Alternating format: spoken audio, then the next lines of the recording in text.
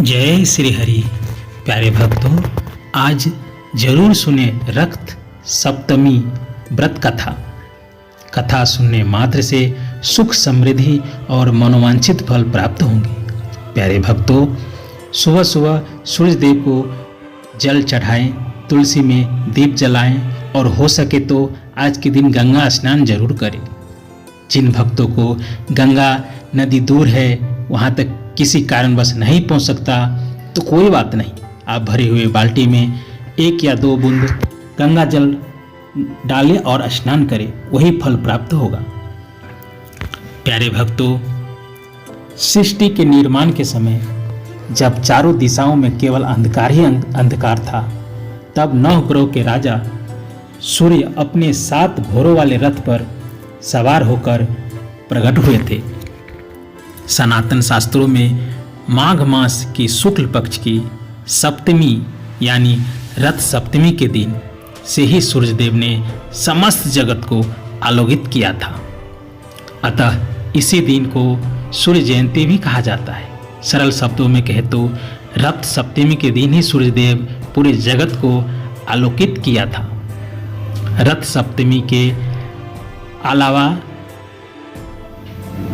सूर्य रथ सप्तमी, आंचल सप्तमी, आयोग सप्तमी आदि नामों से जाना जाता है। इस वर्ष तिथि 16 फरवरी दिन शुक्रवार को है।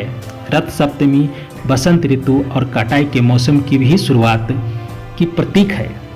माघी सप्तमी के दिन महिलाएं व्रत रखती है और भगवान सूर्य का पूजन करती है। धार्मिक मान्यता है कि सूर्य देव की विधिवत पूजा करने से व्यक्ति को सुख, समृद्धि और संतान की प्राप्ति होती है। ज्योतिषी की माने तो कारोबार में उन्नति और प्रगति के लिए सूर्य का प्रलभ होना अनिवार्य है। जिन जातकों को कुंडली में सूर्य उत्तम का होता है, उन्हें कारोबार में कोई समस्या नहीं आती, कोई दिक्कत नहीं आती। और कई ज्योतिषी तो सरकारी नौकरी पाने के लिए सूर्य देव को मजबूत करने की सलाह देते हैं। जीवन में सुख, शांति और समृद्धि के इच्छुक जातकों को प्रतिदिन सूर्यदेव को जल का अर्घ देना चाहिए, जल चढ़ाना चाहिए। सूर्यदेव को प्रातःकाल स्नान कर अर्घ देना तथा दान पुण्य करने से लंबी आयु, उत्तम स्वस्थ और समृद्धि प्राप्त होती है।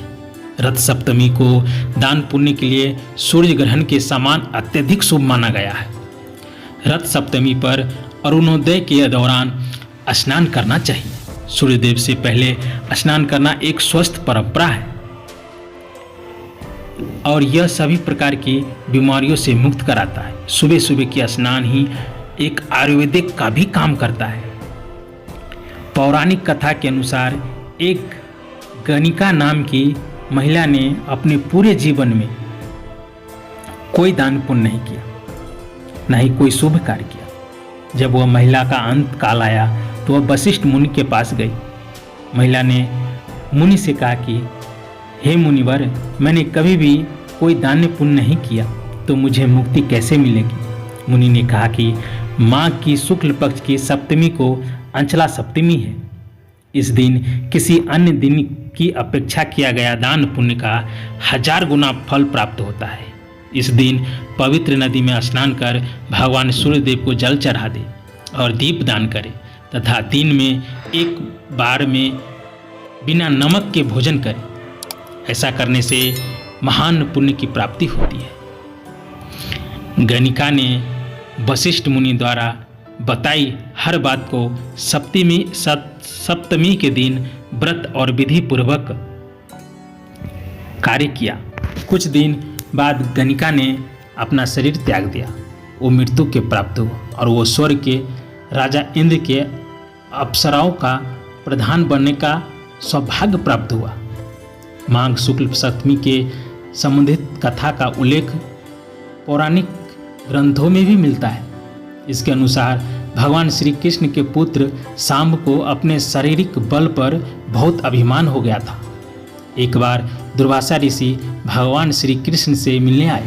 वे बहुत अधिक दिनों तक तप करने के कारण उनका शरीर बहुत दुर्बल हो गया था। सांब उनकी दुर्बलता का मजाक उड़ाने लगा और उनका अपमान भी किया। इस बात से क्रोधित होकर दुर्वासा ऋषि ने सांब को कुष्ठ होने का श्राप दे दिया। सांब को यही स्थिति देखकर श्री कृष्ण ने उसे भगवान सूर्य का उपासना करने को कहा। पिता की आज्ञा मानकर सांब ने भगवान सूर्य को आराधना करने आरंभ किया। ऐसा करने से कुछ ही समय में रोग ठीक हो गया। इसलिए जो श्रद्धालु सप्तमी के दिन भगवान सूर्य की आराधना करता है उसे आरोग्य, पुत्र और धन की प्राप्ति होती है। शास्त्रों में सूर्य को आर्योदय कहा गया है तथा सूर्य की उपासना से रोग मुक्ति का मार्ग भी बताया गया है। प्यारे भक्तों,